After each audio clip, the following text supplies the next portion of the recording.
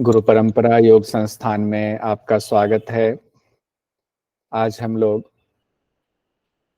कल वाली कक्षा को कंटिन्यू रखेंगे। कल हम लोग मुंडक उपनिषद में थे और मुंडक उपनिषद में द्वितीय मुंडक के प्रथम खंड को कंप्लीट कर लिया था। आज द्वितीय मुंडक के द्वितीय खंड से शुरुआत करेंगे। प्रथम खंड में हम लोगों ने देखा था परमात्मा के बारे में कहा गया था कि किस तरह से सृष्टि की रचना हुई, किस तरह से सात सात के समूह में इस शरीर में सब कुछ मौजूद है जो ब्रह्म से ही निकला हुआ है, जिसकी भी हमें जरूरत है वो सब इस शरीर में मौजूद है।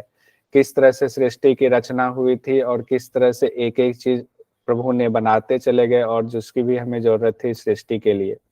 तो बहुत इंपॉर्टेंट मैंने ये कहा था कि परब्रह्म से अग्नि उत्पन्न हुए, पर यानी परब्रह्म से हमने कहा था, ऐसे याद कर लेंगे कि सूर्य की उत्पत्ति हुई, सूर्य मतलब अग्नि, उससे सोम की उत्पत्ति हुई यानी चंद्रमा। तो पहले परब्रह्म, फिर सूर्य, फिर चंद्रमा, और चंद्रमा से क्या हुआ, मेघ उत्पन्न हुए। मेघ से पृथ्वी पर बारिश हुई, रेन हुई, और बारिश के साथ भी कहते अभी ओलावृष्टि वाली बात आ गई थी। तो बारिश हुई जिससे नाना प्रकार की औषधि उत्पन्न हुई। औषधि को खाने से क्या हुआ, वीर्य बना, और वीर्य का पुरुष ने स्त्री में सिंचन किया तो संतानों की उत्पत्ति होनी शुरू हो गई। यहाँ तक की सीरीज से क्वेश्चन पूछा जाता है सीक्वेंस में, इसको सीक्वेंस में याद रखना। उसके बाद प्रजा ने जो है कि और जो जो चीजों की जरूरत थी प्रजा के लिए, प्रजा की रक्षा के लिए, मानसिक रूप से शारीरिक रूप से परमेश्वर वो बनाते चले गए। ऋग्वेद बना दिया, मंत्र बना दिया, श्रुतियां आ गई, हर तरह के देव आ गए, पशु पक्षी आ गए। तो इस तरह से सृष्टि की रचना हुई। जितना पढ़ें उतना कम है इस बारे में, लेकिन एग्जाम की दृष्टि से जो अभी बताया वो बहुत जरूरी था। अब हम लोग द्वितीय मुंडक द्वितीय खंड में आते हैं। द्वितीय मुंडक द्वितीय खंड में कहा गया है, यहाँ प्रकाश रूप और अत्यंत समीप परमात्मा का नाम गुहाचरम कहा गया है। अब देखिए उसमें जो शब्द दिया गया है मुंडक उपनिषद के मंत्र में, वो शब्द दिया गया है गुहाचरम। गुहा मतलब कहते हैं हृदय गुफा में, हृदय गुफा में जो रहते हैं, चरते हैं, चरते हैं मतलब रहते हैं, वो गुहाचरम है। अगर कहीं आ जाए गुहाचरम शब्द का इस्तेमाल किनके लिए किया गया है, तो गुहाचरम शब्द का इस्तेमाल परमात्मा के लिए किया गया है। और गुहाचरम का क्या अर्थ हुआ, हृदय रूपी जो आपका गुहा है या गुफा है या महल है, उसमें जो रहते हैं वो कैसे हैं, प्रकाश रूप हैं और हमारे अत्यंत समीप हैं। हमारे बहुत समीप कौन है, सबसे समीप कौन है, परमात्मा, क्योंकि हम परमात्मा में ही स्थित हैं। उसके बावजूद भी हम सबसे दूर उन्हीं के हैं, यानी उनकी तरफ नहीं देखते हैं, बाकी चारों तरफ देखते हैं। तो अंगिरा ऋषि किनसे बात कर रहे हैं, शौनक ऋषि से। अंगिरा ऋषि उस परमात्मा का वर्णन करते हुए नहीं थक रहे। ऊपर भी आपने देखा था परमात्मा का वर्णन कर रहे हैं, बीच बीच में फिर से बताते हैं। और यहाँ पर द्वितीय मुंडक के द्वितीय खंड में फिर से कहते हैं अंगिरा ऋषि कि हे शौनक, जितने भी हिलने डुलने वाले हैं, जितने भी श्वास लेने वाले हैं, पलक पलक झपकाने वाले, निमेष उन्मेष, वो सबके आश्रय वही परमात्मा ही है। यानी कि जितना सब कुछ आप देख रहे हो और ये सारी चीजें हो रही हैं, सबके आश्रय कौन है, यानी सब में शक्ति भरने वाले कौन हैं, वो परमेश्वर ही हैं। ये शौनक ऋषि से कह रहे अंगिरा ऋषि। तो किनके बीच संवाद है मुंडक उपनिषद में, एक बार फिर से अंगिरा ऋषि और शौनक ऋषि में। तो शौनक ऋषि शिष्य की भूमिका में है, अंगिरा ऋषि गुरु की भूमिका में है। उसके बाद कहते हैं अंगिरा ऋषि, हे वे परमात्मा सत और असत दोनों हैं। यानी हम सिर्फ ये कहें कि सत ही परमात्मा है, असत परमात्मा नहीं है, तो हम अद्वैत का खंडन करेंगे। अद्वैत नहीं है, अद्वैत है, द्वैत नहीं है। तो अद्वैत का खंडन कैसे कर सकते हैं जब अद्वैत का सिद्धांत है। और अद्वैत में सत असत दोनों ही आता है, दोनों की उत्पत्ति परब्रह्म से हुई है। वे समस्त प्राणियों की बुद्धि से परे है, हमारी आपकी बुद्धि से परे है परमात्मा। वे दीप्तिमान हैं, अणु से भी सूक्ष्म है, इतने सूक्ष्म है जिसमें सभी लोक हैं। वो इतने सूक्ष्म है और स्थूल से स्थूल भी है, सूक्ष्म से सूक्ष्म भी है। वही अक्षर ब्रह्म है। अगर कहीं आ जाए अक्षर ब्रह्म क्या है, तो अक्षर ब्रह्म परमात्मा को ही कहा गया है। अक्षर ब्रह्म वही ओम ही अक्षर ब्रह्म है। उसके बाद कहते हैं वही प्राण है, वही वाणी है, वही सत्य है, वही अमृत है। यानी परमात्मा ही प्राण है, परमात्मा ही वाणी है, परमात्मा ही सत्य है, परमात्मा ही अमृत है। उसके बाद अब यहां से क्वेश्चन आपका बनेगा आगे के सेंटेंस से, पर ये बहुत इंपॉर्टेंट है, इसका पूछा भी गया, क्वेश्चन भी अभी दिखाता हूं।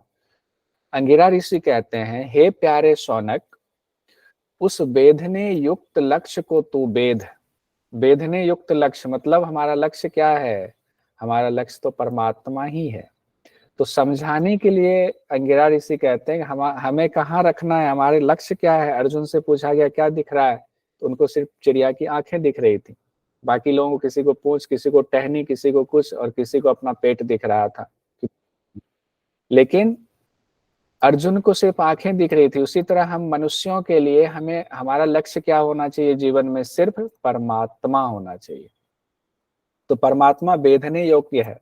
यहाँ बेधने शब्द से वैसे बेधने का अर्थ होता है वान मार देना, लेकिन यहाँ वेधने से अर्थ है उनमें मिल जाना, लय हो जाना। हम अगर आत्मा है तो आत्मा सीधे जाके उस परमात्मा में लय हो जाना, हमने परमात्मा को प्राप्त कर लिया, वही वेदना शब्द से कहा गया है। क्यों कहा गया है? क्योंकि एक उदाहरण दिया गया है। उदाहरण ये है कि हमारा लक्ष्य क्या हो गया? ओंकार हो गया। हमारा लक्ष्य क्या है? परमात्मा है। लेकिन परमात्मा को कैसे हम उस लक्ष्य को कैसे प्राप्त करेंगे? कहते हैं उसके लिए आपके पास धनुष चाहिए और बाण चाहिए। धनुष बाण, धनुष और उस पे तीर, तीर कहते हैं बहुत जगह बाण कहते हैं। तो धनुष बाण चाहिए उस लक्ष्य को वेधने के लिए। तो धनुष कौन है, बाण कौन है, लक्ष्य कौन है, ये तीनों अलग से आपको जानना पड़ेगा, एग्जाम में आ जाता है। कहते ओंकार ही धनुष है। अब ओंकार के द्वारा आत्मा का संधान करेंगे तब ब्रह्म में आप मिल जाएंगे। तो धनुष कौन है? ओंकार। ओंकार को धनुष कहा गया है, आत्मा को तीर कहा गया है, बाण, एरो। और ब्रह्म क्या है? वो लक्ष्य है। उस ब्रह्म में मिलना ही हमारा अंतिम लक्ष्य है। तो फिर से देखिए, धनुष, बाण और लक्ष्य। धनुष हो गया आपका ओंकार, बाण हो गया आत्मा, और लक्ष्य है ब्रह्म। अब देखिए, जब धनुष से हम बाण छोड़ते हैं तो बाण जाकर के उस लक्ष्य में धस जाता है। तो आत्मा जो है ओंकार रूपी धनुष से आत्मा बाण के रूप में उस परमात्मा में जाकर के मिल जाता है, लय हो जाता है।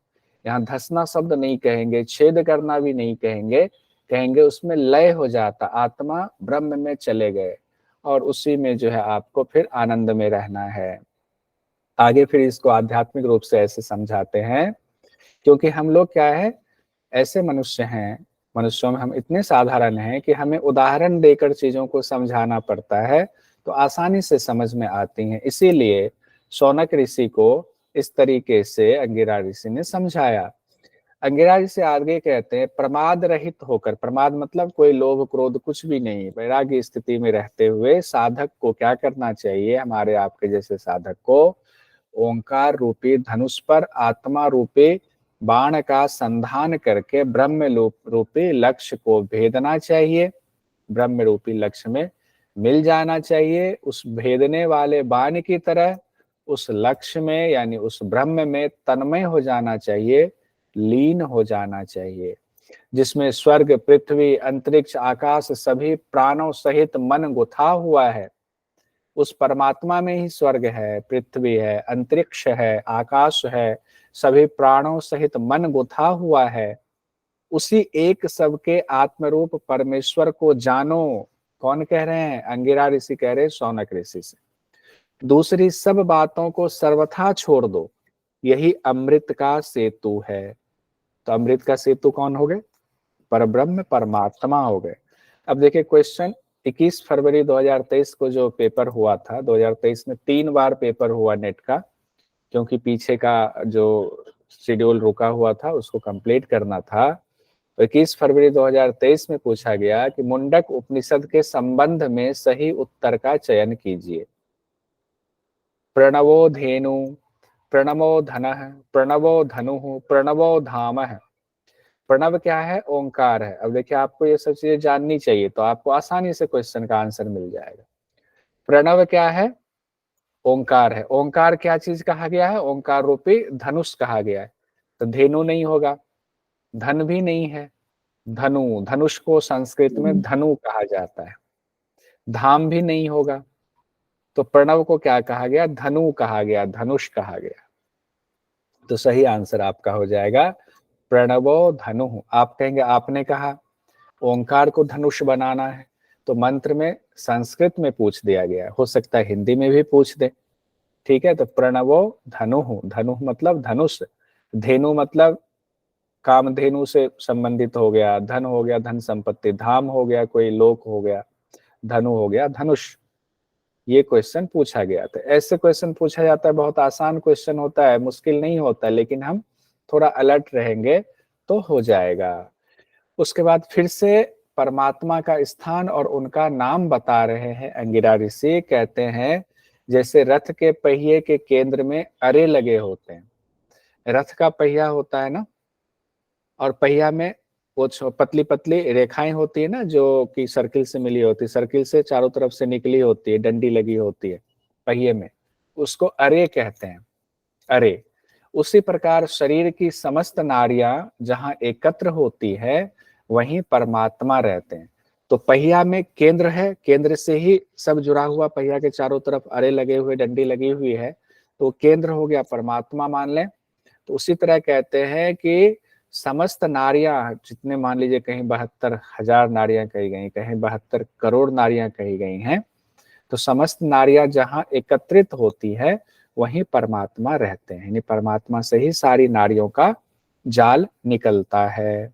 उसके बाद अंगिरा ऋषि कहते हैं हे शौनक, उनका नाम ओंकार है। अब देखिए ऊपर प्रणव कहा गया, अब उनका नाम ओंकार भी कहा गया कि उनका नाम ओंकार है, तो उसी ओंकार को ध्येय बना करके और फिर उन प्रणव में मिल जाना है। उसी ओम नाम से उनका ध्यान करो। तो ध्यान किससे? ओम जो धनुष है वो उन्हीं का नाम है, परमात्मा का नाम है। उनके नाम को ही धनुष बना लेंगे, तब आत्मा का संधान बाण बना करके हम संधान करेंगे परमात्मा। उसके बाद कहते हैं अंगिरा ऋषि, वे ब्रह्मपुर में रहते हैं, वे प्राण और शरीर के नेता हैं। प्राण और शरीर के नेता है मतलब हेड है, और वो कहाँ रहते हैं? ब्रह्मपुर में रहते हैं। नाम एक और नया नाम दे दिया, ब्रह्मपुर। यानी प्राण और शरीर को चलाने वाले कौन है? वो परमेश्वर परमात्मा ही हैं।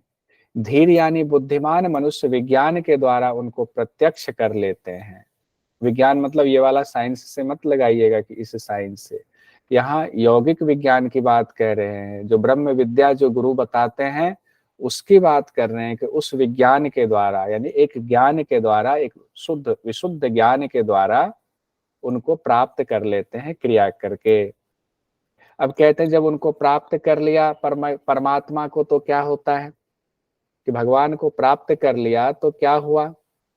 तो प्रत्यक्ष कर लेने पर क्या होता है? पुरुषोत्तम को तत्व से जान लेने पर हृदय की गांठ खुल जाती है। अब हृदय में कौन सी गांठ पड़ी हुई जो खुल जाती है? क्या हृदय में किसी ने गांठ डाल दिया है? कौन सी गांठ है? तो हृदय की गांठ से तात्पर्य यही है कि सारे संशय मिट जाते हैं। जैसे कि अभी मान लीजिए वैभवी जी कह रही है कि मेरे अंदर बहुत क्वेश्चंस आते हैं क्योंकि मैं हिंदी और इंग्लिश में संस्कृत के शब्द हैं मैं इतना फैमिलियर नहीं हूं। लेकिन अगर वैभवी जी आपको परमात्मा में अगर आप लग जाएं और परमात्मा तत्व की आपको प्राप्ति हो जाए, पहले आत्म तत्व की प्राप्ति होगी, फिर आत्मा परमात्मा में मिलेगा, तो जितने संशय होते हैं, एक संशय छूटने का ये भी तरीका, सारे संशय छूट जाते हैं। आपके मन में कोई सवाल आएगा ही नहीं, आपको लगेगा कि सारे सवालों का जवाब हमें पता है। क्यों? क्योंकि जहां से सारे सवाल उत्पन्न हुए हैं आप वहीं पहुंच गए। आप जहां से सारे सब उद्गम स्थल है वहीं पहुंच गए, तो वहां सारे सवालों के जवाब हैं। तो उसी को कहा गया हृदय की गांठ खुल जाना, यानी परमात्मा के पास पहुंच जाना, परमात्मा में लय हो जाना, उनका प्रत्यक्ष कर लेना। तब कहते हैं क्या होता है? कर्म क्षीण हो जाते हैं, मतलब शुभ अशुभ जो कर्म है उससे आप परे हो जाते हो।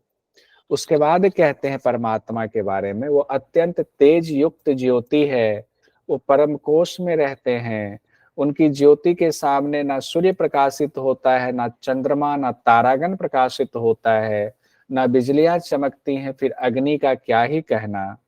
यानी कि उस परमात्मा का तेज इतना ज्यादा है, इतना ज्यादा है कि जो आप सूर्य देख रहे हो जिसकी गर्मी आपसे सहन नहीं होती है, आप चंद्रमा तारागण देखते हो जिसकी रोशनी में पूरी दुनिया नहा जाती है, चंद्रमा की रोशनी में वो रोशनी बहुत फीका पड़ जाता है। जैसे कि आप सूर्य की रोशनी में टॉर्च जलाएं तो सूर्य के सामने टॉर्च की जो स्थिति होती है, वही स्थिति सूर्य की परमात्मा के ज्योति यानी तेज के सामने होती है।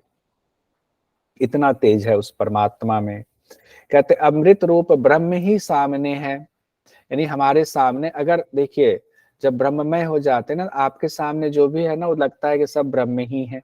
क्योंकि कल हम लोगों ने पढ़ा ब्रह्म विभु है, मतलब कहीं से भी ऐसी जगह नहीं जहां ब्रह्म नहीं है। अगर मेरे और इस कंप्यूटर के बीच में स्पेस है अगर 2 फीट का, इस 2 फीट में भी ब्रह्म है, वो ब्रह्म से अछूते हो ही नहीं सकते। तो जब हमारा भाव ऐसा हो जाए तब उस साधक के लिए क्या होता है, आगे भी ब्रह्म है, सामने भी ब्रह्म है, पीछे भी ब्रह्म है, दाएं भी ब्रह्म है, बाएं भी ब्रह्म है, नीचे भी ब्रह्म है, ऊपर भी ब्रह्म है।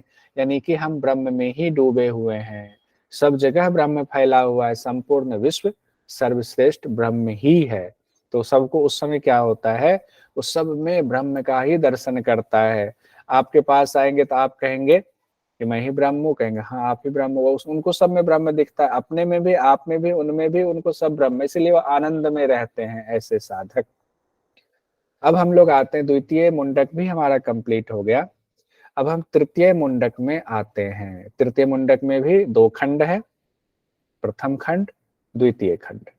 तृतीय मुंडक का जो प्रथम खंड है उसमें कहा गया, अब आत्मा परमात्मा का संबंध बता रहे हैं कि आत्मा और परमात्मा का जो हम लोगों को बताया गया ऊपर कि परमात्मा हमारे हृदय गुहा में रहते हैं और उनको गुहा चरम कहा गया है।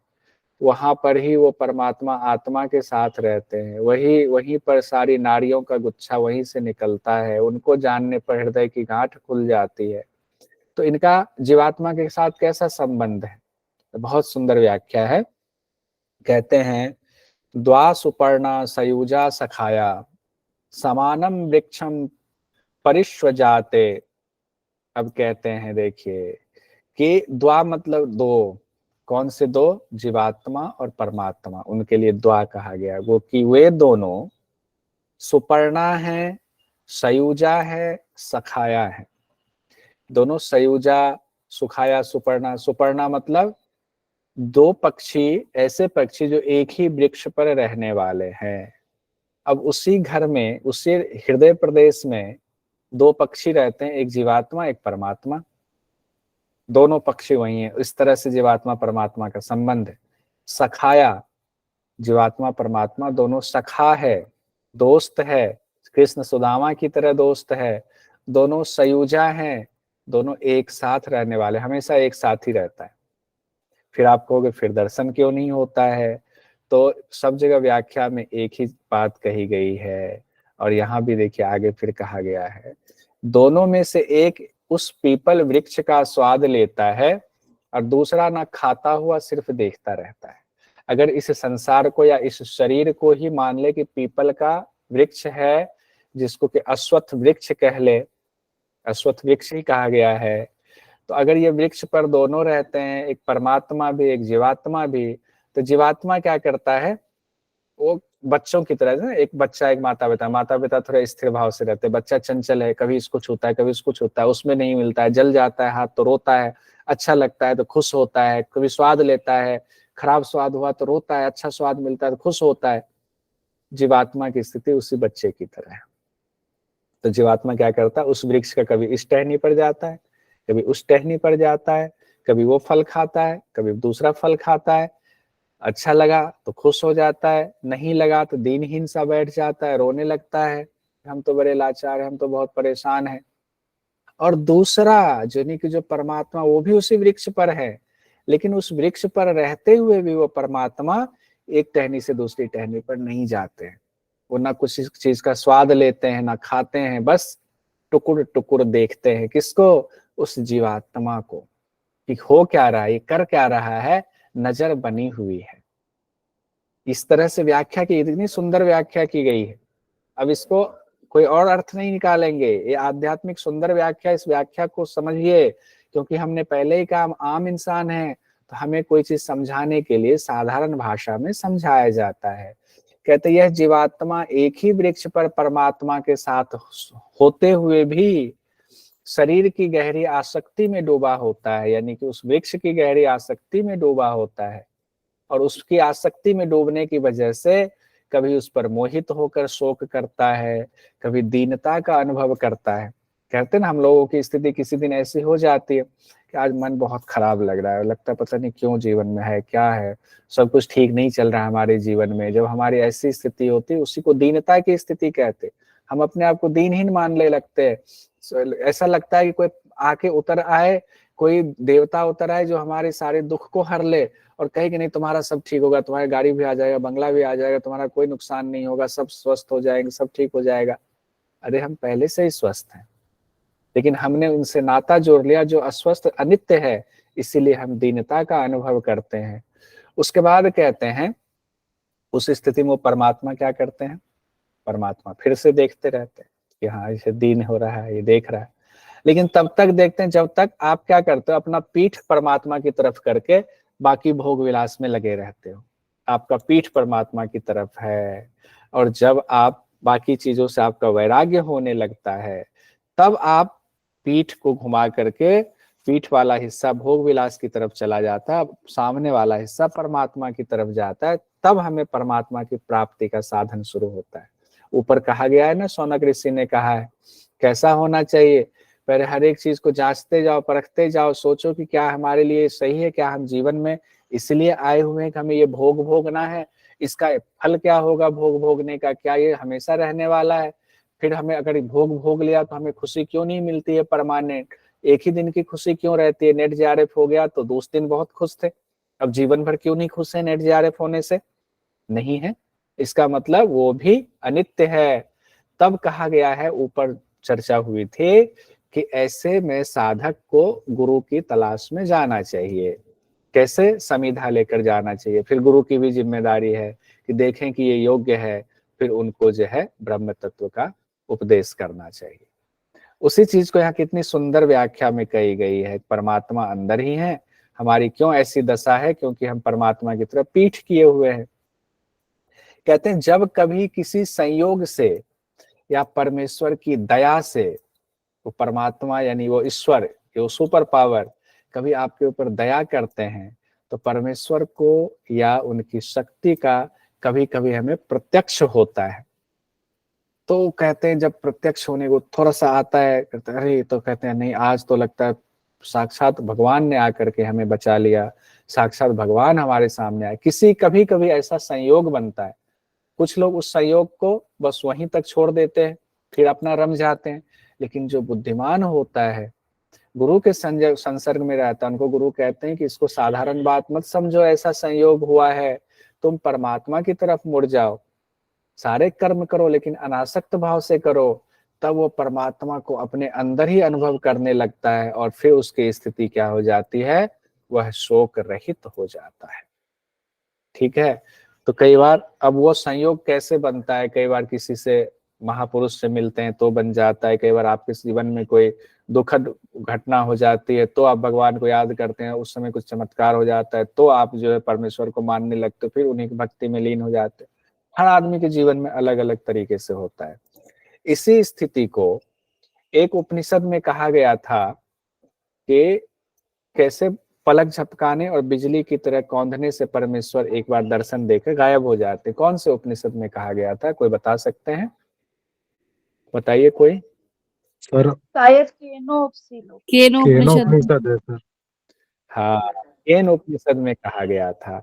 उमा देवी किनको बता रहे हैं, इंद्र को जो ज्ञान दे रहे हैं, आध्यात्मिक ज्ञान वहां उनका चल रहा है, वहां पर ये चर्चा आई थी। अच्छा अनुमान था, जिनको नहीं था वो रिकॉल कर लीजिएगा। केनोपनिषद एक बार देख लीजिएगा। उसके बाद कहते हैं शौनक ऋषि से अंगिरा ऋषि कि जब वह जीवात्मा इसका जो कि ब्रह्मा के भी आदि कारण है, इस यहाँ इस शब्द इस्तेमाल किया गया परमात्मा के लिए, इस शब्द का, और इससे ही ब्रह्मा की उत्पत्ति हुई है, ये ध्यान रखिए, साफ साफ लिखा हुआ है। उस परब्रह्म से ही यानी उस सुपर पावर से ही ब्रह्मा की उत्पत्ति हुई, प्रजापति की उत्पत्ति हुई, फिर प्रजापति ने जो है सृष्टि की रचना की है।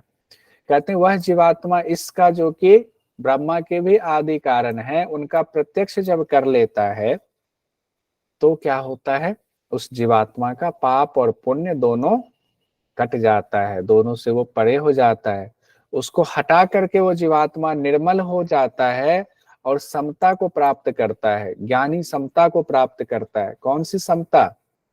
समत्वं योग उच्चते वाली स्थिति को प्राप्त करता है। अब समता से क्या तात्पर्य, कौन सी समता की स्थिति प्राप्त कर लेता, उसमें होता क्या है ऐसा? तो समता की स्थिति का मतलब यह है कि उनको ना तो कोई सुख होगा तो उसमें खुशी से पागल होंगे, ना दुखी होने पर कोई चीज आपके घर में, अगर वैसे प्राणी के घर में अगर कोई दुर्घटना भी हो जाए तो वो बिल्कुल विचलित नहीं होते हैं, सम बने रहते हैं। और कोई बहुत खुशी की बात हो जाए, बाकी पूरी दुनिया पागल हुए जा रहे हैं, अपने अहंकार में डूबे हैं, वो अहंकार में नहीं डूबते हैं, सम बने रहते हैं, सुख में भी दुख में भी। उसी को समता की स्थिति कहा गया है। कहते तब और कैसा व्यवहार हो जाता है उनका, जो परमात्मा का साक्षात्कार कर लेता है। कहते हैं तब वह समता प्राप्त ज्ञानी कभी भी बढ़ चढ़कर बातें नहीं करता है कि मैं तो ये हूँ, मैं तो वो हूँ, मैं खत्म हो जाता है उनका, कि मैं तो इतना बड़ा हूँ, मैं खत्म हो जाता है, वो अपना डींगे नहीं हाँकेंगे, अहंकार खत्म हो जाता है। क्यों?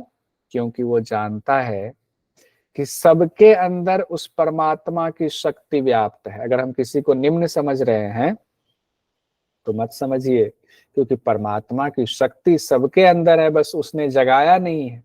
जिस दिन जगा ले उस दिन वो भी परमात्मा है। वह अपना कर्म यानी कि जो समता को प्राप्त जो साधक है, वो अपना कर्म क्या करता है, ईश्वर को सौंपता है, ईश्वर के कृतार्थ ही कर्म करता है, सब कुछ ईश्वर प्रणिधान की स्थिति में करता है। वो ईश्वर के लिए ही जीता है, ईश्वर के लिए ही मरता है, ईश्वर के लिए ही कर्म करता है। वह ब्रह्मवेत्ताओं में भी श्रेष्ठ हो जाता है। इस तरह की स्थिति होने पर अगर कोई कहे कि शक्ति सब में व्याप्त नहीं है तो नरेंद्र मोदी जी चाय बेचते बेचते प्रधानमंत्री नहीं बन जाते। ठीक है, उन्होंने अपनी शक्ति को जगाया। आगे कहते हैं फिर इंपॉर्टेंट है ये, देखिए उनकी प्राप्ति के साधन क्या है। अब कैसे उनको प्राप्त किया जाए? वह आत्मा शरीर के भीतर ही विराजमान है। कैसे प्राप्त किया जाए? तो उनको सत्य से, तप से, ब्रह्मचर्य से, सम्यक ज्ञान से प्राप्त किया जा सकता है।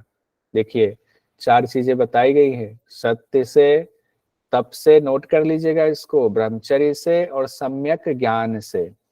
कितनी चीजें हो गई? 4 चीजें। सत्य से प्राप्त करेंगे, तप से प्राप्त करेंगे, ब्रह्मचर्य से प्राप्त करेंगे और सम्यक ज्ञान से प्राप्त करेंगे। कोई झूठ बोलता रहे तो उनको कहाँ से परमात्मा की प्राप्ति होगी? कहते हैं ये सब करने से, सत्य करने से, तप करने से, ब्रह्मचर्य करने से, सम्यक ज्ञान से क्या होता है, सारे दोष क्षीण हो जाते हैं। जो हमारे अंदर मल पड़ा हुआ है मन मस्तिष्क में, वो सारे मल क्षीण हो जाते हैं, तब वो प्राप्त होते हैं। क्योंकि प्राप्त होना क्या है, उनको कहीं जाके तो प्राप्त करना नहीं, वो तो ऑलरेडी प्राप्त है, बस हमें अपनी सफाई करनी है, वो दिखने लग जाएंगे। अब एक मंत्र जो बहुत इंपॉर्टेंट, जिस मंत्र के द्वारा हम लोगों ने मुंडक उपनिषद की शुरुआत की कल, वो मंत्र देखिए, ये है सत्यमेव जयति नान्यतम सत्येन पंथा विततो देवयानः येन क्रमन्त्युषयो ह्याप्त कामा यत्र तत् सत्यस्य परमं निधानम। तृतीय मुंडक के प्रथम खंड के मंत्र संख्या 6 है ये। इसी से लिया गया सत्यम जयते, सत्यम जयति है, ये शब्द लिया गया सत्यम जयते। इसका अर्थ पूरा हम लोगों ने शुरुआत में देखा था, फिर से देख लेते हैं। कहते सत्यम जयते नानृतम, कहते हैं सत्य हमेशा विजयी होता है, झूठ नहीं। सत्येन पंथा विततो देवयानः, क्योंकि वह देवयान नामक मार्ग सत्य से परिपूर्ण है। यानी कि जो अच्छा रास्ता है वो सत्य से परिपूर्ण है, इसीलिए सत्य कभी पराजित नहीं हो सकता है। कहते जिससे पूर्ण काम ऋषि लोग गमन करते हैं। अब कौन सा ऐसा रास्ता कहाँ पे है? इंडिया गेट के पास रास्ता है कि कहाँ पे है? मुंबई में तो नहीं है गेटवे ऑफ इंडिया के पास वो रास्ता देवयान नामक मार्ग? नहीं, वो देवयान नामक मार्ग अदृश्य मार्ग, सूक्ष्म मार्ग, और सबके पास वो मार्ग है, सबके साथ वो मार्ग जुड़ा हुआ है। बस आपको अपने अंदर सत्य को जगाना है, आपको पूर्ण काम बनना है। अब देखिए शब्द आया है, बहुत अच्छे से समझिए। कहा गया जिससे पूर्ण काम ऋषि लोग, यहाँ का है ह्याप्त कामा, तो इसी को ह्याप्त कामा है मतलब जो पूर्ण काम ऋषि लोग है वो उसी रास्ते का अनुसरण करते हैं। गमन करना मतलब वो कोई रास्ता थोड़ी इंडिया गेट के पास के वहां पे चले जाएंगे तो उस रास्ते पर जो है सारे ऋषि लोग जाते हुए दिखेंगे, नहीं।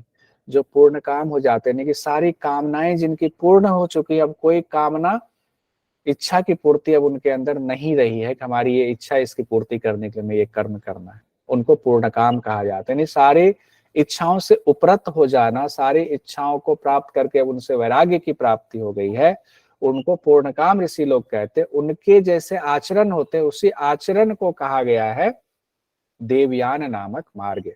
और वो मार्ग क्या है? सत्य से परिपूर्ण है, उसमें कोई झूठ नहीं है। झूठ क्या है?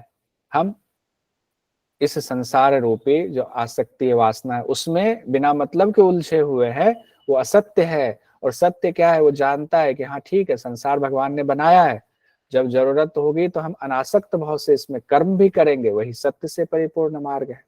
इसका अर्थ यही है। और वही क्या है? परमात्मा का धाम है। तो यहीं से लिया गया आपका सत्यमेव जयते, जो कि हमारा हिंदुस्तान का आदर्श वाक्य है, सत्यमेव जयते। अब कहते हैं उस परमात्मा को विशुद्ध अंतःकरण से निरंतर ध्यान द्वारा देख सकते हैं। उनको कैसे देख सकते हैं? इन आंखों से नहीं देख सकते, इन आंखों से परे हैं वो परमात्मा। तो कैसे देख सकते हैं? अंतःकरण की जब शुद्धि हो जाएगी तो विशुद्ध अंतःकरण शब्द क्यों इस्तेमाल किया गया? विशुद्ध अंतःकरण, ऊपर कहा गया 4 चीजें, सत्य से, तप से, ब्रह्मचर्य से, सम्यक ज्ञान से क्या होगा? दोष क्षीण हो जाएगा, तो अंतःकरण आपका शुद्ध हो जाएगा, विशुद्ध हो जाएगा। तब आप क्या करेंगे? परमात्मा को देख पाएंगे अपने अंतःकरण में। ठीक है, इसे ही आप कथा कहानी पढ़ेंगे, वहां गौर कीजिएगा, ये बात कही गई है कि ध्रुव बालक जब परमात्मा का ध्यान कर रहा था, सब कुछ छोड़ दिया, पत्ते पर आ गया, पत्ता भी छोड़ दिया, वायु भी छोड़ दिया, तो उन्होंने परमात्मा को कहाँ देखा? अपने अंतःकरण में देखने लगे परमात्मा का। अब निरंतर वही दिख रहे हैं, ये बात कही गई है। अब सवाल उठता है कि जब वह परमात्मा सबके हृदय में रहते हैं तो फिर सभी उन्हें क्यों नहीं देख पाते, क्यों नहीं जान पाते हैं? वो शुद्ध अंतःकरण से ही क्यों देखे जाते हैं? एक बार और क्वेश्चन ये आ गया, देख लेते हैं। कहते हैं प्राणियों का संपूर्ण चित्त क्या है? प्राणों से व्याप्त है। हमारा एक एक चीज, एक एक नस नाड़ियों में क्या है? प्राण भरा हुआ। और प्राण क्या होता है? चंचल होता है। जिसके विशुद्ध होने पर ही वह परमात्मा इतना समर्थ होता है, वह जीवात्मा इतना समर्थ होता है कि परमात्मा को जान पाए। क्योंकि जब तक प्राण चंचल, प्राण पर वो कंट्रोल नहीं करेगा तो प्राण उसको भोग विलास में लेके भाग रहा है, क्योंकि चंचल है प्राण। और जब उस विशुद्ध हो जाता है, रुक जाता है, कुंडलिनी जागरण आपने कर लिया अपने तप से, सत्य से, ब्रह्मचर्य से, विशुद्ध ज्ञान से, तब जो है प्राण पर जब आपका कंट्रोल हो गया तो स्थिरता को प्राप्त करेगा आपका चित्त। जैसे चित्त स्थिर होगा वैसे ही चित्त को पता चलेगा कि हमारे पास तो परमात्मा बैठे। कहते हैं क्योंकि अगर चित्त पूरी तरह शुद्ध ना हो तो जीवात्मा जिस जिस लोक का चिंतन करती है, भोगों की कामना करता है, उसको प्राप्त करता है, वही उलझा रहता है उसी को लोक की प्राप्ति में, उसी की आसक्ति में। और जब उन चीजों से उपरत होएगा, समय मिलेगा, तब तो पता चलेगा कि हमारे बगल में कौन बैठा हुआ है, तो काम ही काम किए जा रहे हैं। इसलिए ऐश्वर्य की कामना करने वाले मनुष्य को चाहिए कि शरीर से भिन्न आत्मा को जानने वाला विवेकी पुरुष की सेवा करे। जब हम विवेकी पुरुष की सेवा करेंगे तब उनके प्रताप से हमें वो ज्ञान प्राप्त होगा, हमें वो क्रिया बताएंगे कि कैसे परमात्मा को प्राप्त करने का साधन ये है, इसको करो। और उसके लिए हमें किसी को गुरु बनाना पड़ेगा, तो विवेकी पुरुष की सेवा करनी पड़ेगी। और हम लोगों ने पातंजलि योग दर्शन में भी इससे संबंधित एक सूत्र पढ़ा था, कोई बता दीजिए तो समझे कि हाँ सही पढ़े थे, बताइए कोई। चित्त को स्थिर करने की बात थी, उसमें पढ़ा था हम लोगों ने। स्थिर सुखम आसनम, वो तो आसन का हो गया, सर योगो चित्त वृत्ति निरोध, वो तो पहला हो गया, समाधि पाद में है वो तो। मैत्री करुणा मुदितो वाला सर। उसके बाद वहां तक पहुंचे, अब अच्छा प्रचर्दन पहुंचे। विधानाभ्याम व और प्राणस्य। शरणम बादम ये तो दो हो गया आपका, ओके भी आ गई। ये दोनों हो गया चित्त को। विषयवती व प्रवृत्ति रत्वनाम। हाँ, एक अभी क्या, एक नेहा जी ने क्या बोला, नेहा जी बताइए। विषयवती व प्रवृत्ति रत्वना मनसा स्थिति निबंधनीय। नहीं नहीं नहीं नहीं, सर वीतराग विषयम व चित्तम।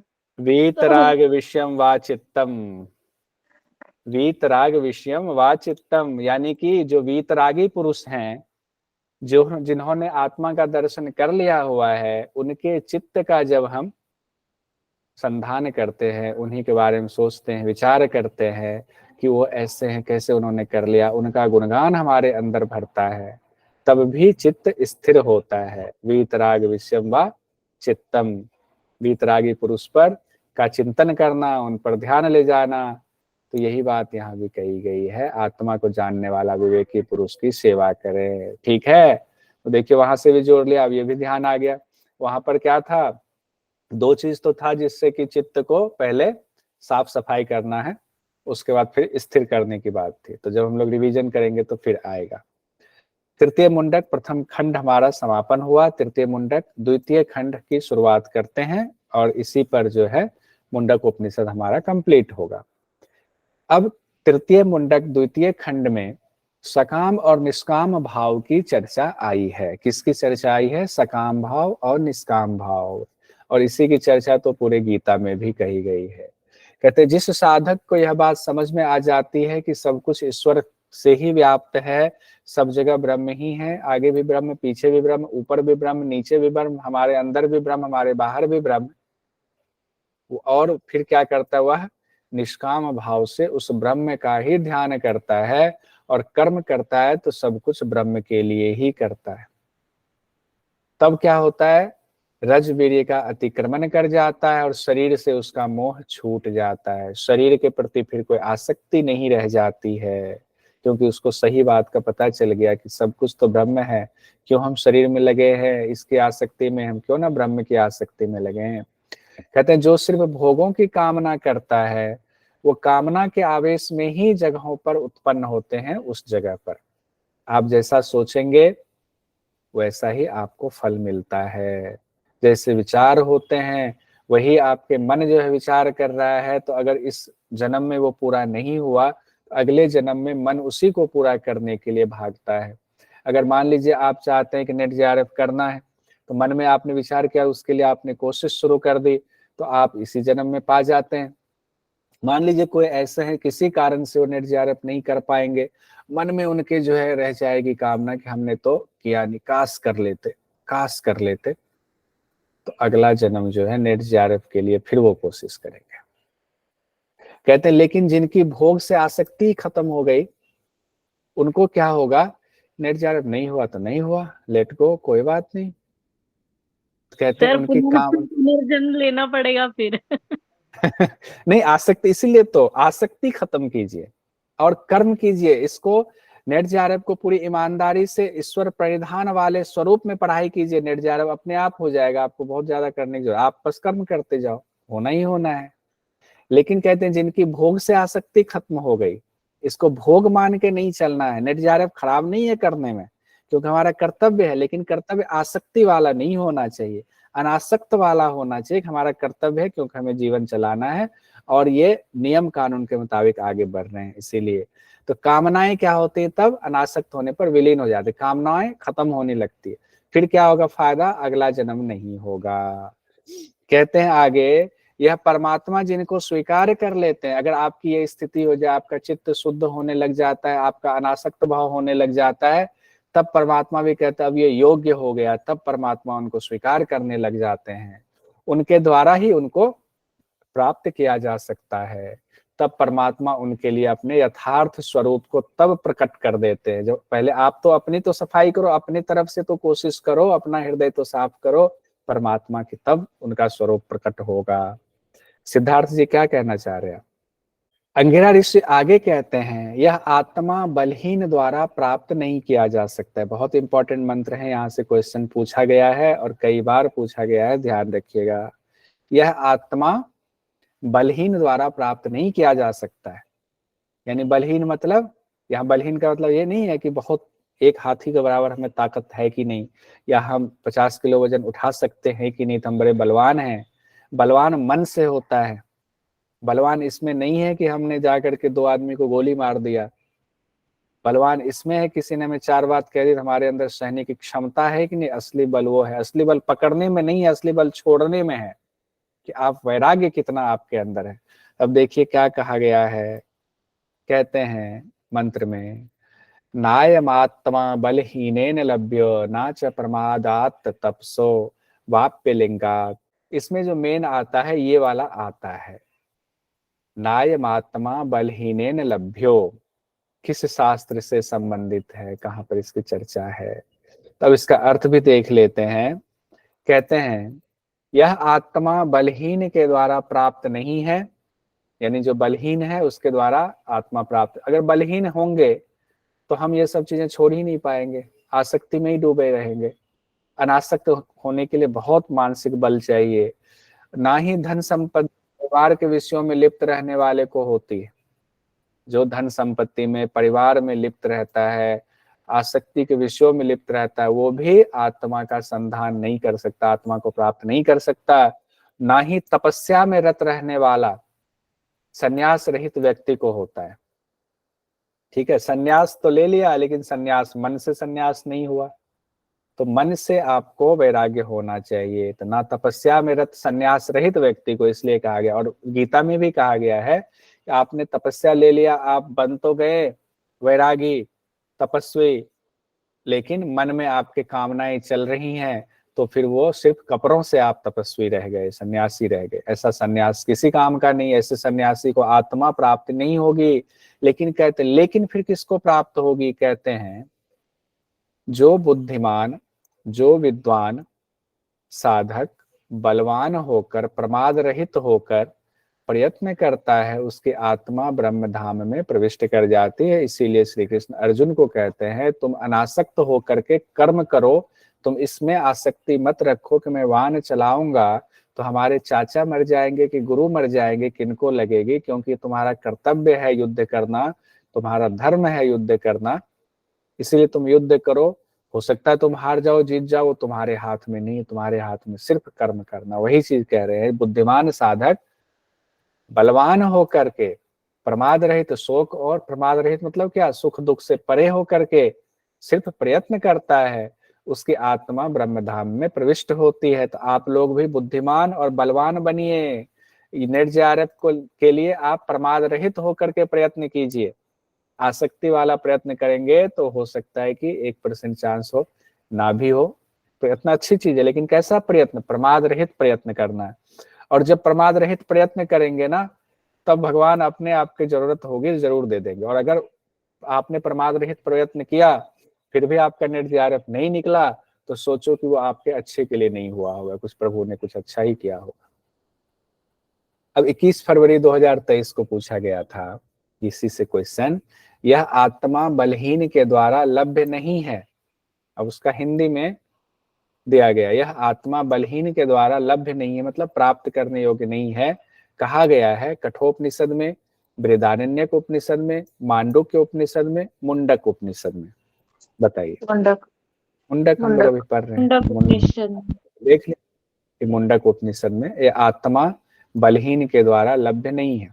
देखिए कई बार क्या होता है, पढ़ तो लेते हैं, अगर क्वेश्चन बीच में नहीं आता ना, हमें पता नहीं चलता क्वेश्चन किस हिसाब से पूछा जाएगा, इसीलिए क्वेश्चन को बीच बीच में पुट कर देते हैं। बाद में सारे क्वेश्चन और कराएंगे, चिंता मत कीजिएगा। आज बहुत अच्छा एक इंटरव्यू सुन रहे थे। इंटरव्यू में क्या था, एक गाना सब लोगों ने सुना होगा, हमारे पापा ने भी सुना, हम भी सुनते हैं, बच्चे भी सुनेंगे। ए मेरे वतन के लोगों जरा आंख में भर लो पानी। सुना है ना सब लोगों ने?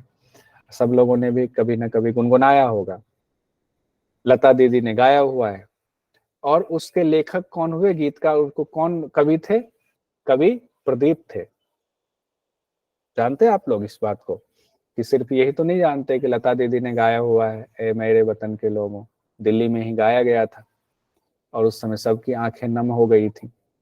तो कवि प्रदीप ने लिखा था, लेकिन संजोग देखिए, कवि प्रदीप ने लिखा और दिल्ली में कार्यक्रम में कवि प्रदीप को नहीं बुलाया गया, क्योंकि किसी को नहीं पता था कौन सा ऐसा गाना है। उनको इनवाइट नहीं किया गया। उन्होंने गाना लिख के दिया, मुंबई में रिहर्सल करा दिया, अपनी टीम जो जा रहे थे उनको भेज दिया। लता दीदी इन्वाइटेड थी, वो आ गए। प्रदीप जी इन्वाइटेड नहीं थे, वो नहीं आए। उनको नहीं, वो उस क्षण के गवाह नहीं बन पाए। और उस समय जब गाना हो गया तो उनके, प्रदीप जी की बेटी का इंटरव्यू में सुन रहा था, उनकी बिटिया का। तो उस समय जवाहरलाल नेहरू जी प्रधानमंत्री थे। उन्होंने पूछा, पता, उनकी भी आंखें नम हो गई, रोने लगे वो। तो उन्होंने पूछा ये गाना लिखा किसने है? तो किसी ने कहा प्रदीप जी ने लिखा है। तो कहा प्रदीप जी तो नहीं है, उनको इनवाइट नहीं किया गया था, वो नहीं पता था ऐसा कुछ होने वाला है। ठीक है, अब सोचिए कि जिनको आज तक 50 साल हो गए, 50 साल में उस गाना गाया, उन्हीं को इनवाइट नहीं किया गया था। लेकिन प्रदीप जी ने क्या कहा, अपने, उनकी बेटी बता रही थी कि प्रदीप जी ने कहा कि अगर हम उस कार्यक्रम में होते, शायद ये नहीं होना मेरे लिए अच्छा था, कार्यक्रम में होते तो कार्यक्रम के दौरान, तो कार्यक्रम चल रहा था, तो 1-2 मिनट के लिए नेहरू जी से बात हो पाती, 1-2 मिनट पूछते, हमें शाबाशी देते, गले लगाते बस।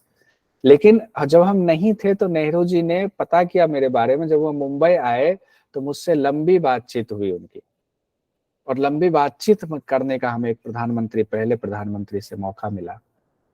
तो इसको कहते हैं पॉजिटिव अप्रोच। ऐसा ही प्रमाद रहित रहना चाहिए हम लोगों की। कुछ नहीं हुआ है तो उसमें भी कुछ अच्छा होने वाला था, इसलिए नहीं हुआ। लेकिन अपनी कोशिश नहीं करेंगे तब नहीं हुआ तो कोई फायदा नहीं। अपनी कोशिश पूरी करनी है। वीतराग से रहित, आगे कहते हैं कि वीतराग से रहित ऋषि लोग ब्रह्म को प्राप्त होकर उनमें मिल जाते हैं, संयुक्त हो जाते हैं। वीतराग से रहित, ना किसी के प्रति राग, ना किसी के प्रति द्वेष, ना सुख ना दुख, ऐसी स्थिति हो जाती, वो ऋषि हो जाते हैं और वो, उनको ब्रह्म की प्राप्ति हो जाती, फिर वो ब्रह्ममय हो जाते हैं। ये कह रहे हैं शौनक ऋषि से अंगिरा ऋषि। फिर अंगिरा ऋषि आगे कहते हैं जिन्होंने वेदांत को जान लिया, वेदांत मतलब कि अद्वैत के सिद्धांत को, संन्यास योग से अंतःकरण को जिन्होंने शुद्ध कर लिया, वे शरीर त्याग के बाद ब्रह्मलोक में जाते हैं और मुक्त हो जाते हैं। क्योंकि शरीर का जो कर्म है वो तो जब तक है शरीर करना पड़ेगा, और शरीर का जब त्याग होगा तो ब्रह्म में मिल जाते हैं, फिर उनका जन्म नहीं होता है। तब स्थिति कैसी होती है? कहते 15 कलाएं और संपूर्ण देवता अपने अपने अभिगामी देवता में स्थित हो जाते हैं, यानी विलीन हो जाते हैं। अब इसको पातंजल योग दर्शन से जोड़े अगर हम लोग, तो हम लोगों ने देखा था कि जब किसी का कोई प्रयोजन नहीं रह गया, प्रकृति का कोई प्रयोजन, भोग और अपवर्ग नहीं रह गया, तो तीनों गुण जो है अपने मूल प्रकृति में विलीन हो जाता है। फिर क्या होता है? आत्मा यानी पुरुष मुक्त हो जाता है। यहाँ भी वही बात को दूसरे तरीके शब्दों में कहा गया है कि 15 कलाएं और संपूर्ण देवता अपने अपने अभिगामी देवता, मतलब जिसमें आया हुआ कारण जहां से पैदा हुए हैं उसमें स्थित हो जाते हैं, विलीन हो जाते हैं। और पातंजलि योग दर्शन से फिर जोड़े तो ये पंच महाभूत किससे उत्पन्न हुआ है? पंच तन्मात्रा से। तो ये पंच तन्मात्रा में विलीन हो जाएगा। पंच तन्मात्रा और एकादश इंद्रिय अहंकार में विलीन हो जाएगा। अहंकार किस में विलीन हो जाएगा? महत तत्व में विलीन हो जाएगा। और महत तत्व कहाँ पर? सतरजतम रूपी उस गुण से फिर मूल प्रकृति में विलीन हो जाएगा। यही बात तो यहाँ भी कहा गया, बस अलग तरीके से कहा गया है। कहते हैं सभी कर्म जीवात्मा यानी विज्ञान में आत्मा सब पर ब्रह्म में एक ही भाव हो जाते हैं। आपके सब कर्म जो है अब सब एक ही भाव हो करके सब परमात्मा में ही लीन हो जाता है। किनके लिए? जिन्होंने परमात्मा का दर्शन कर लिया, वह ब्रह्म ही हो जाता है। कौन? आप, हम, आप, हमारी आपकी ऐसी स्थिति हो जाए, हम भी तब ब्रह्म ही हो जाए। तब हम ये नहीं कहेंगे कि मैं कौशल, मैं मीना, मैं हिमांशु, या मैं पुंडलिक, या मैं गुलशन, तब ये बात नहीं होगी, तब मैं भी ब्रह्म, यानी ब्रह्म ही ब्रह्म, ब्रह्म ही के अलावे कुछ है ही नहीं। जैसे नदी में जो है कहा गया ना, नदी समंदर में मिल गई तो वो नदी को ढूंढते रहिए, कहाँ यमुना नदी, कहाँ गंगा नदी है, नहीं मिलने वाला है। कहते हैं उसके कुल में कोई ब्रह्म को ना जानने वाला नहीं होता है, वो सभी पापों से तर जाता है, हृदय की ग्रंथियां खुल जाती हैं, अमृत को प्राप्त हो जाता है। इसकी व्याख्या की जरूरत नहीं है क्योंकि ये कई बार हो चुका है। अब सवाल आता है ब्रह्म विद्या किसको देना चाहिए, इससे भी संबंधित हो सकता है क्वेश्चन पूछा जाए कि मुंडक उपनिषद के मुताबिक ब्रह्म विद्या का ज्ञान किसको देना चाहिए। तो यहाँ पर शौनक ऋषि से अंगिरा ऋषि कहते हैं कि ब्रह्म विद्या के बारे में ऋचा द्वारा कही गई है। क्या कही गई है? जो वेद को जानने वाले हैं, यानी वेद को मानने वाले भी हैं, वेद सम्मत कर्म करने वाले हैं। वेद को जानेंगे तो मानेंगे, तो वेद के हिसाब से हम कर्म करेंगे। ऐसा नहीं वेद को जानते तो हैं, मानते नहीं है, तब भी नहीं। वेद को जानना और मानना, मानना हुआ कि वेद सम्मत कर्म करना, मतलब मानना। ब्रह्म के उपासक हैं, कोई ब्रह्म के अगर हम अस्तित्व को ही स्वीकार नहीं करें तो ब्रह्म रूपी ज्ञान लेने का कोई मतलब नहीं है, ना गुरु देंगे। तो ब्रह्म के उपासक हो, यानी कि ब्रह्म की प्राप्ति की चाहत हो, श्रद्धा के साथ एकर्षी नामक प्रसिद्ध अग्नि में नियम पूर्वक हवन करने वाला हो। एकर्षी नामक प्रसिद्ध अग्नि के बारे में कहा गया, मतलब आपका एक ही ध्येय होना चाहिए, एक ही अग्नि के लिए हम यज्ञ कर रहे, वो है ब्रह्म नामक। जिन्होंने शिरोव्रत यानी सर्वश्रेष्ठ व्रत का पालन किया है, उन्हीं को ब्रह्म विद्या बतानी चाहिए। ये गुण बताए गए हैं कि गुरु ये सब चीजें गुण देखेंगे, उनको ब्रह्म विद्या के बारे में बताएंगे। उसके बाद यहाँ बस कंप्लीट हो रहा है। उस ब्रह्म विद्या का ज्ञान अंगिरा ऋषि ने शौनक ऋषि को दिया। जिन्होंने अचीर्ण व्रत यानी ब्रह्मचर्य का पालन नहीं किया, वह इसे नहीं पढ़ सकता है। इसके बाद कहते हैं परम ऋषियों को नमस्कार, यानी कि इसको पढ़ने के लिए भी ये कहते हैं ब्रह्मचर्य का पालन जरूरी है। यानी उपनिषद पढ़ने के लिए भी बताया गया आपकी कैसे होनी चाहिए निष्ठा, ब्रह्मवत, ब्रह्म में आचरण करने वाली निष्ठा आपकी होनी चाहिए। अब कुछ क्वेश्चन देख लीजिए, बताइएगा मुंडक उपनिषद किस वेद से जुड़ा हुआ है? बताते जाए सब लोग पार्टिसिपेट। अथर्ववेद की शौनक की शाखा से। अथर्ववेद का, जिनको लग रहा है नहीं माइक खोलकर बोल सकते हैं तो मैसेज में भेजते जाइएगा। बहुत बढ़िया नैन्सी जी। भारत का आदर्श वाक्य सत्यमेव जयते किस उपनिषद से लिया गया है? मुंडक। ऐसा ना हो अभी तो याद है, बाद में भूल जाए। मुंडक मांडुक्य में चर्चा ही मामला ही गड़बड़ हो जाए। मांडुक्य में सिर्फ 12 मंत्र हैं और इसमें कितने हैं मुंडक उपनिषद में? बताइए। 64। बहुत बढ़िया नेहा जी, 64 मंत्र हैं। मुंडक उपनिषद में कुल कितने मंत्र हैं? लीजिए क्वेश्चन आ ही गया। 64 मंत्र, 64 है। अगला क्वेश्चन है पराविद्या अपराविद्या का वर्णन निम्न में से किस उपनिषद में बताया गया है? अरे पराविद्या अपराविद्या अभी तो पढ़ा मुंडक में, मुंडक उपनिषद में पराविद्या अपराविद्या। मुंडक उपनिषद में ओंकार को निम्न में से किससे तुलना की गई? धनुष से, बाण से, लक्ष्य से, किन्हीं का कंफ्यूजन तो नहीं? रिया जी बढ़िया, नैन्सी जी बढ़िया। धनुष से ओंकार को कहा गया धनुष। आत्मा की तुलना मुंडक उपनिषद में निम्न में से किससे की गई? आत्मा की तुलना बताइए। धनुष से, बाण से की गई है, एरो यानी तीर से की गई है। ब्रह्म की तुलना मुंडक उपनिषद में निम्न में से किससे की गई? धनुष से, बाण से, लक्ष्य से, इनमें से कोई नहीं। बताइए। लक्ष्य से की गई है, यानी कि लक्ष्य क्या है हमारा? सबका लक्ष्य ब्रह्म ही होना चाहिए। मुंडक उपनिषद में अग्नि की कितनी जिह्वा की चर्चा की गई है? बताइए। 7।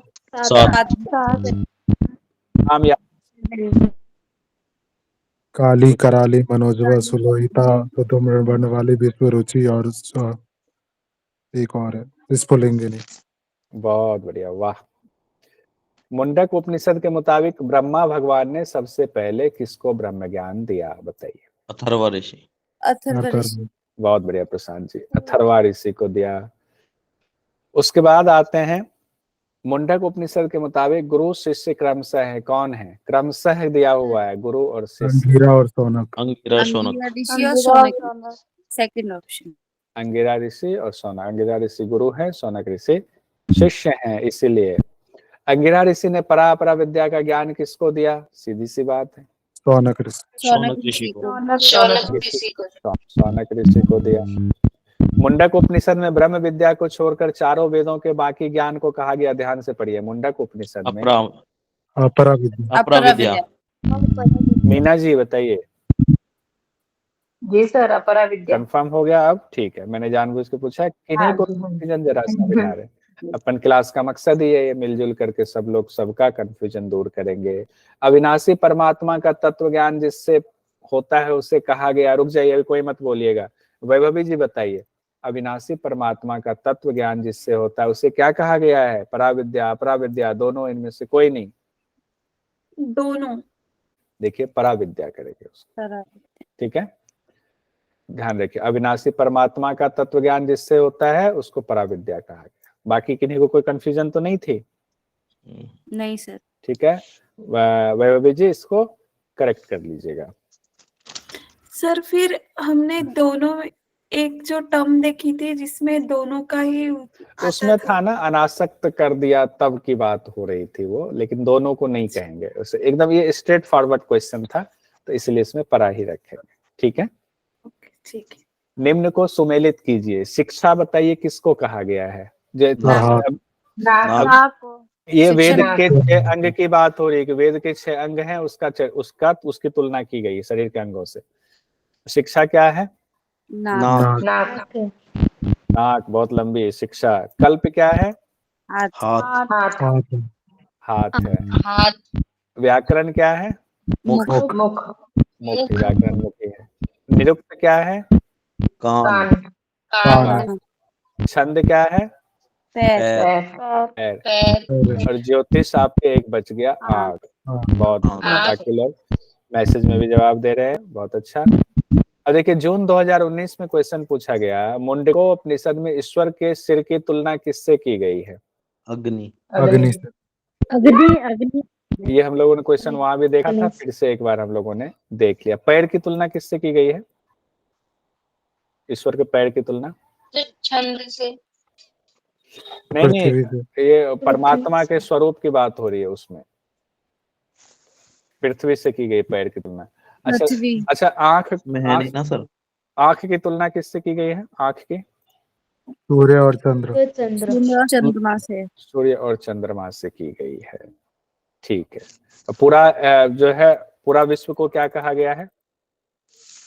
परमात्मा का हृदय का। ठीक है, जिनको अभी लग रहा है कि ये क्या क्वेश्चन आ गया, वो कल वाला एक बार वीडियो देख लीजिएगा, रिपीट कर लीजिएगा, और पीडीएफ भी देख लीजिएगा। मुंडक उपनिषद के मुताबिक दिव्य विराट पुरुष का नेत्र किसे कहा गया है? वही है सर, सूर्य चंद्र। मुंडक उपनिषद के मुताबिक दिव्य विराट पुरुष का मस्तक किसे कहा गया? मस्तक अग्नि को। दोबारा आ गया क्वेश्चन, ठीक है। मुंडक उपनिषद के मुताबिक दिव्य यानी विराट पुरुष ब्रह्म की वाणी किसे कही गई? वेद। कंफ्यूजन तो नहीं है, वेद ही उनकी वाणी है विराट पुरुष की। मुंडक उपनिषद के मुताबिक दिव्य यानी विराट पुरुष के पैर किसको कहा गया है? पृथ्वी। पैर कहा गया है, ठीक है। तो मुझे लगता है इसमें जितने इंपॉर्टेंट क्वेश्चंस थे सारे हो चुके हैं, और एक बार वीडियो देख लेंगे और छोटे छोटे पॉइंट्स जो मैंने बताया, देखिए इतना पढ़ लिया आपने 2 दिन। इंपॉर्टेंट पॉइंट्स बहुत कम है, हमने 2 दिन इसलिए खींचा कि कहानी सुना करके, समझा करके जब पढ़ते हैं तो आसानी से चीजें समझ में आएंगे। डायरेक्ट अगर आधे घंटे में पूरा उपनिषद पढ़ा देते, इंपॉर्टेंट पॉइंट ये है, कुछ भी समझ नहीं आता। इसीलिए थोड़ा सा समय ज्यादा लेकर के हम पढ़ा रहे हैं, ठीक है। तो इतने इंपॉर्टेंट पॉइंट्स का नोट्स जरूर बनाइए। इस नोट्स को ध्यान में रखते हुए, या नहीं बना रहे हैं तो इसी नोट्स का प्रिंट आउट लेकर के उसमें अपने से मार्किंग कीजिए, मार्किंग करते जाइए, आपका एक भी क्वेश्चन नहीं छूटेगा। सर, सृष्टि की उत्पत्ति का क्रम आता है क्या? हाँ, वो आता है, जो हमने बाद वाला जो क्रम था ना, उसका बहुत सिंपल है। देखिए, ऐसे याद कर लीजिए, अभी तो स्क्रीन पर कुछ है नहीं। पहले क्या ब्रह्म हुए, ब्रह्म से हमने कहा अग्नि, अग्नि मतलब सूर्य हो गए, सूर्य के बाद चंद्रमा आए, चंद्रमा से क्या हुआ? मेघ आ गया, मेघ से क्या हुआ?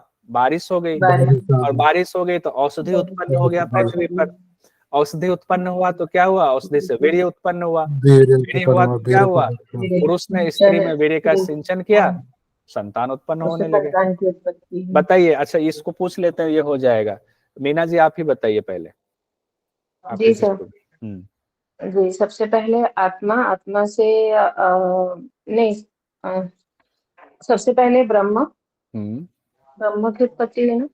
हाँ हाँ ठीक है, सही जा रहे हैं। हाँ, सबसे पहले ब्रह्म, ब्रह्म से फिर अग्नि, अग्नि से फिर सोम की उत्पत्ति हुई यानी चंद्र, चंद्र से मेघ बना, मेघ से बारिश हुई, मेघ यानी बादल, बादल से बारिश हुई, वर्षा से फिर औषधि का निर्माण हुआ, औषधि औषधि से वीर्य बना, पुरुष ने स्त्री में वीर्य का सिंचन किया जिसके कारण संतान की उत्पत्ति हुई। बहुत बढ़िया। सोमपीठी जी बताइए, सोमपीठी जी पहले बताइए।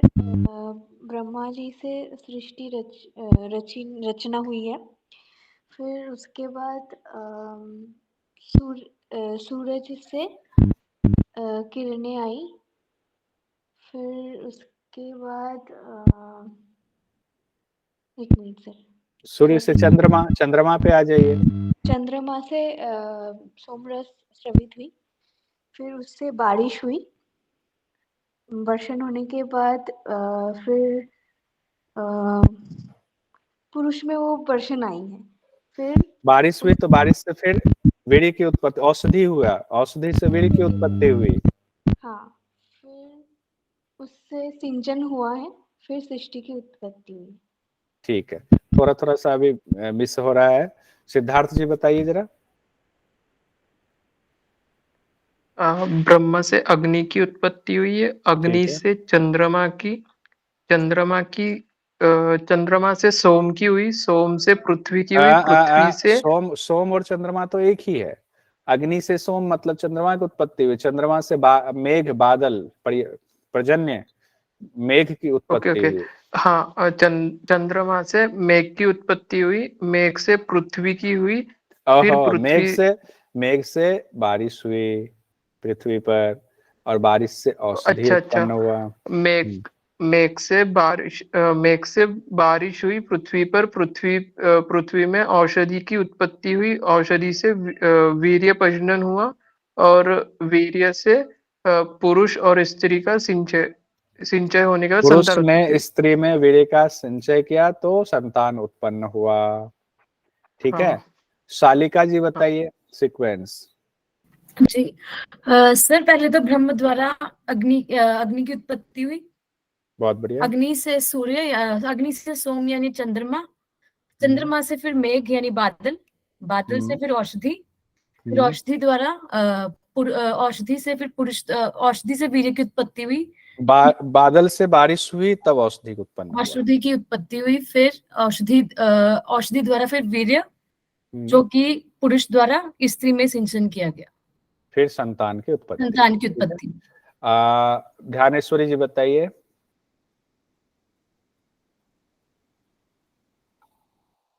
किन्हीं से भी पूछा जा सकता है, ध्यानेश्वरी जी, या और कोई लोग बताना चाह रहे थे हैंड रेज कीजिए, मैं पूछ लेता हूं उनसे तो उनका भी हो जाए।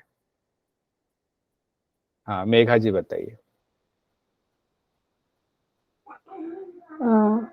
ब्रह्मा द्वारा सूर्य की उत्पत्ति हुई। सॉरी, पहले अग्नि ही बोलिए, कोई नहीं, ठीक है। हाँ, अग्नि की उत्पत्ति हुई, अग्नि से फिर चंद्रमा की उत्पत्ति हुई, चंद्रमा फिर पृथ्वी की उत्पत्ति हुई, उसके बाद वर्षा। चंद्रमा से मेघ उत्पन्न हुए, पर्जन्य।